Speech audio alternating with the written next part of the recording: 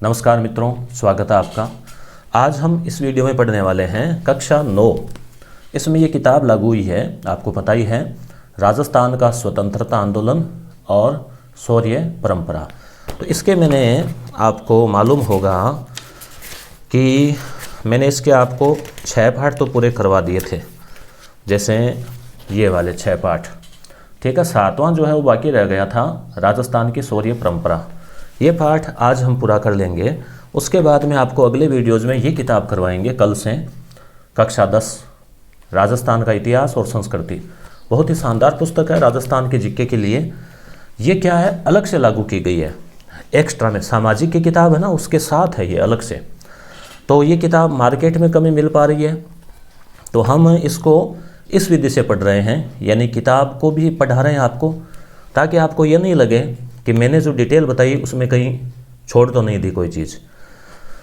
तो यहाँ खास बातों को मैंने अंडरलाइन कर रखा है और हम शुरू करेंगे। इसमें हम राजस्थान की शौर्य परंपरा के बारे में पढ़ने वाले हैं। काफ़ी ओजस्वी पाठ है, वीर रस से परिपूर्ण है। और इसमें यह दिखाया गया है कि राजस्थान में आज़ादी से पहले, यानी प्राचीन काल से लेकर आज़ादी तक, बहुत सारे वीर सपूत, शहीद, क्रांतिकारी, रणबांकुरे हुए हैं, जिनकी प्रशंसा राजस्थान के ही नहीं बल्कि भारत के ही नहीं पूरे विश्व के लोगों ने, कर्नल जेम्स टोड जैसे तो यहाँ के दीवाने हो गए थे संस्कृति के, उन लोगों ने की है। तो आपको पता हो कि राजस्थान की इस वीर प्रसूता भूमि की ये जो परंपरा है वो आज़ादी के बाद भी जारी है। तो इस पाठ में हम आज़ादी के बाद जो ऐसी घटनाएं घटी जिसमें राजस्थान के रणबांकुरों ने अपना युद्ध कौशल दिखाया और मातृभूमि की रक्षा के लिए अपने प्राणों की आहुति दे दी, उन सब के बारे में हम इसमें पढ़ने वाले हैं।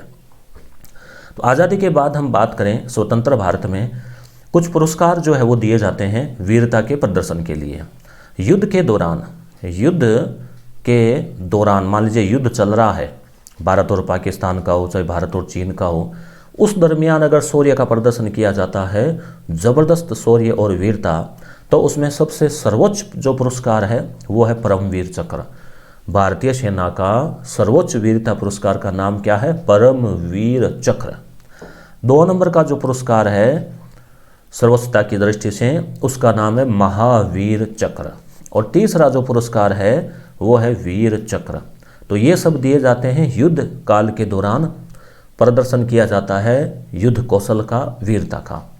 शांति काल के दौरान जब प्रदर्शन किया जाता है, यानी शांति काल का मतलब भारत के अंदर ही मान लीजिए कोई आतंकवादी हमला हो गया, कोई हिंसा हो रही है, न कोई ऐसी अप्रिय घटना हो रही है, या मान लीजिए जैसे जम्मू कश्मीर में भी कई घटनाएं होती रहती है, तो उस दरमियान, यानी जब किसी 2 देशों के बीच युद्ध नहीं हो रहा हो, यानी वो शांति काल की स्थिति है, तो उस दरमियान या कोई विपदा आ गई हो, तो जब कोई सैनिक या कोई अधिकारी अपनी वीरता का प्रदर्शन करता है और उनका जो साहस होता है, हिमालय पर्वत सा उनका साहस होता है इन सैनिकों का, तो उस दरमियान सरकार फिर उनको अशोक चक्र इत्यादि शांतिकाल के दौरान दिए जाने वाले पुरस्कार है।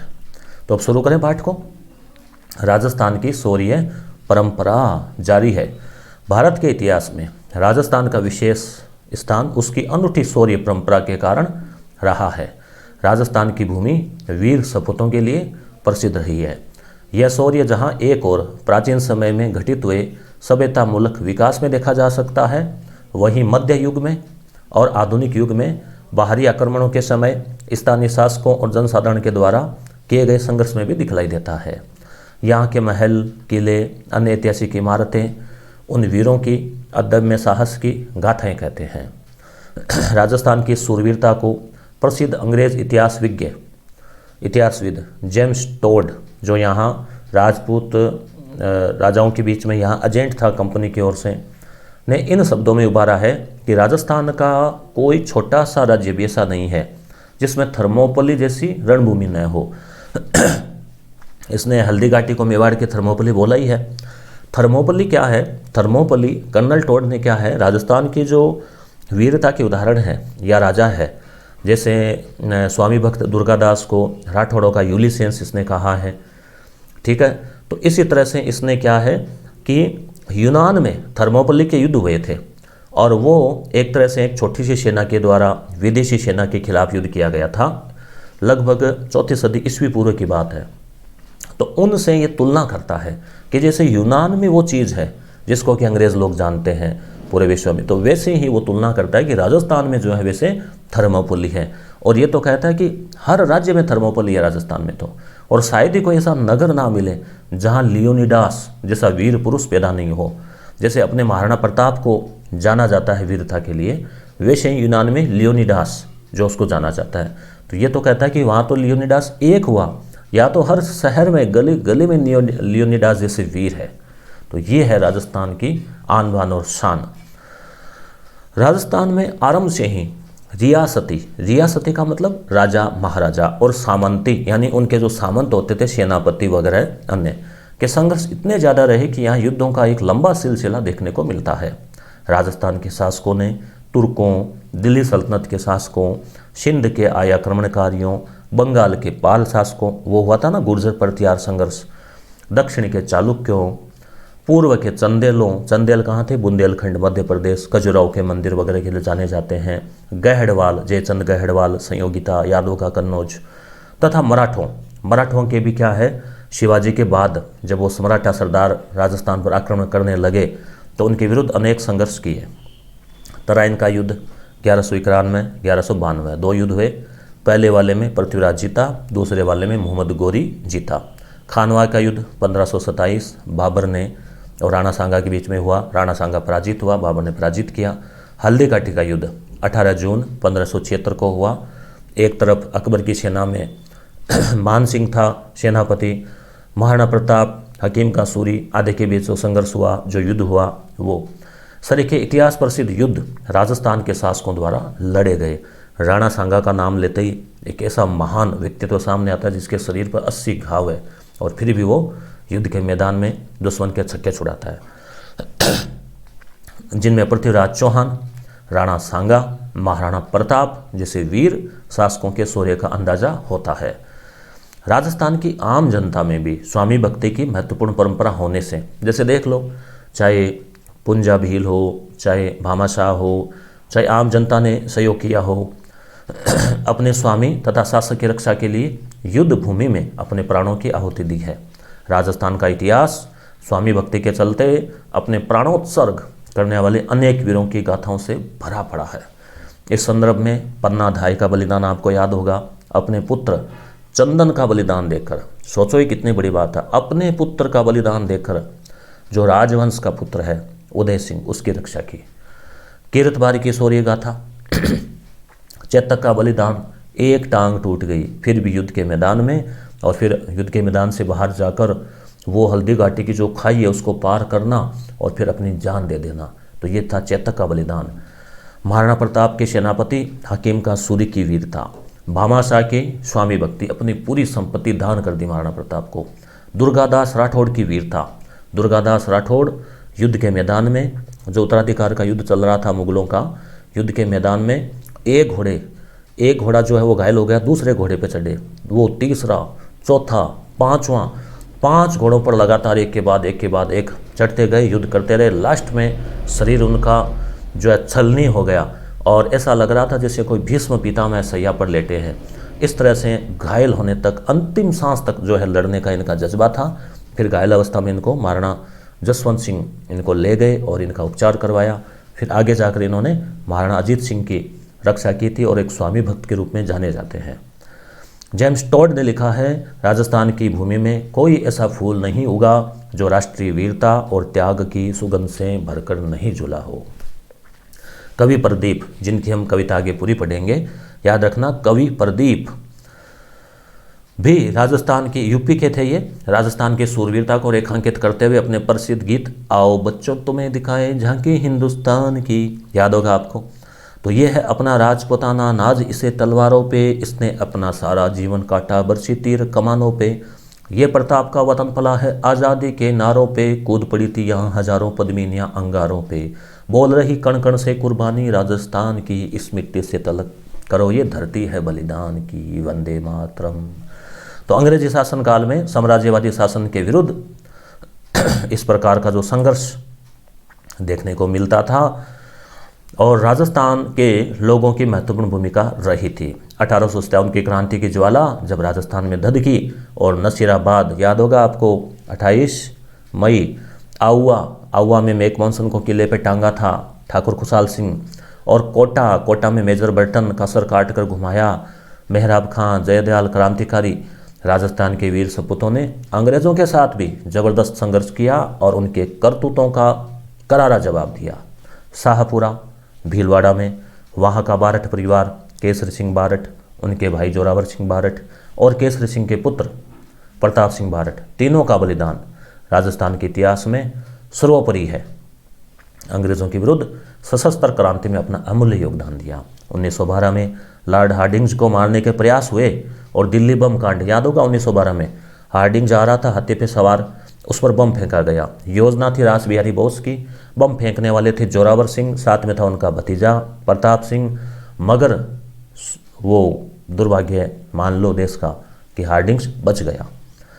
और अंग्रेजों के साम्राज्यवादी शासन के दौर में राजस्थान विशेष भारत के समान गांधी जी का जो अहिंसात्मक और सर्वोदय आंदोलन का केंद्र बन गया था, जिसमें राजस्थान की जनता ने अभय होकर भाग लिया।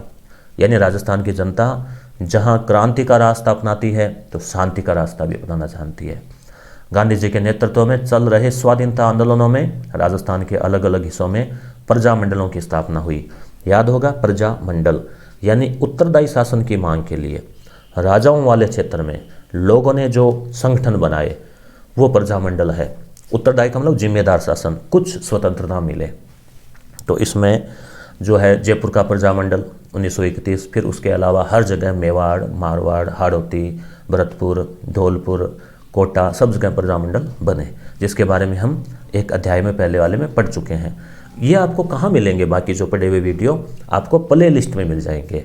यस गुरु ऐप है वहाँ मिल जाएंगे। इनकी PDF आपको टेलीग्राम चैनल पर मेरे नाम से GK बाई मुकेश ढाका वहाँ मिल जाएगी। यस गुरु ऐप में भी इनकी PDF आपको मिल जाएगी। जिन्होंने अहिंसात्मक तरीके से अंग्रेजों के साम्राज्यवादी शासन के विरुद्ध राजस्थान के लोगों को एकत्रित किया। 19वीं शताब्दी के उत्तरार्ध में जब यहाँ के शासक अपनी स्वाधीनता चेतना को विस्मृत कर अंग्रेजों की ओर झुकाव रखने लगे, तब उनके साथ मिलकर किसानों का दोहरा शोषण करने लगे। तब किसानों ने भी संगठित होना पड़ा। पहले किसान कभी आंदोलन नहीं किया, मगर अंग्रेजों की नीतियों और अंग्रेजों के साथ में राजा महाराजा और सामंत भी जब मिल गए तो फिर क्या है, किसानों को भी अपनी आवाज़ बुलंद करनी पड़ी। इस संदर्भ में बिजोलिया का किसान आंदोलन पूरे भारत के इतिहास में जाना जाता है। हम इसके बारे में पहले पढ़ चुके हैं। शांतिपूर्ण अहिंसक आंदोलन था, सबसे लंबे समय तक चला, 1897 से 1944। बेंगू क्या किसान आंदोलन, चित्तौड़गढ़ ट्रेंच आयोग, याद होगा आपको। स्थानीय आदिवासियों की वीर गाथा भी कुछ कम नहीं है। तो जैसे किसान है वैसे आदिवासियों पर भी जब अन्याय हुआ, अत्याचार हुआ, तो उन्होंने भी अपने कौशल का प्रदर्शन किया, अपनी वीरता को दिखाया। चाहे आप देख लो जनजाति आंदोलन में उनकी वीरता देख लो, सिद्धू, कानू, संथाल, बिरसा मुंडा आदि सब का बलिदान देख लो आप। राजस्थान की बात करें तो 1883 में गुरु गोविंद गिरी, जो कि वागड़ और सिरोही क्षेत्र के थे, उन्होंने संप सभा की स्थापना की और भीलों में जागृति पैदा की, उनका संगठन बनाया और भील और ग्रासियों में एकत्रित करके जागृति उत्पन्न की और सुधार किया उनमें साक्षरता, कुरीतियों को दूर करना, अंधविश्वास को दूर करना। अब ये सब हुआ, वो इकट्ठे हुए, स्थानीय सामंतों की नींद उड़ गई, अंग्रेज घबरा गए कि ये क्या हो रहा है, भील इतने कैसे इकट्ठे हो रहे हैं। और इसके बाद अंग्रेज़ों ने अपनी करतूत पे आ गए और 1913 में मानगढ़ की पहाड़ी पर संप सभा का जो सम्मेलन चल रहा था उस पर उन्होंने गोलियां बरसाई और भीलों को मार डाला। गुरु गोविंद गिरी के तरह मोतीलाल तेजावत का नाम आप सुना है। मेवाड़ के क्षेत्र में आदिवासियों को बेगार प्रथा, बेगार का क्या मतलब होता है, बिना किसी रुपए पैसे के केवल श्रम करवाना, केवल रोटी सट्टे, अनुचित लगान, भारी भूमि कर, इन सब के उन्मूलन के लिए मोतीलाल तेजावत ने भीलों को कहा कि आप पर अत्याचार हो रहा था, आप उसका विरोध करो, तो एकत्रित किया। इससे पूर्व 1840 में बनी मेवाड़ भील कोर ने 1857 के विद्रोह में भी महत्वपूर्ण भूमिका निभाई। मेवाड़ भील कोर का गठन हुआ था, वो भी उसने भूमिका निभाई। तो इस तरह से हम, ये तो बनी है अभी पृष्ठभूमि। संक्षेप में कहा जा सकता है कि राजस्थान के कण कण में स्वाधीनता की चेतना समाज के विभिन्न वर्गों में आरंभ से ही विद्यमान रही है, अनंत काल से, आदिकाल से। और जब जब स्वाधीनता चेतना को आंतरिक और बाह्य प्रकार की किसी भी प्रकार की चुनौती मिली है, यहाँ की जनता ने उसका वीरतापूर्वक सीना तान कर, सीना ठोकर आगे आकर उसका अपने तरीके से मुकाबला किया है। तो इस अध्याय में हम स्वतंत्रता के पश्चात राजस्थान की शौर्य परंपरा के विकास को समझने का प्रयास करेंगे।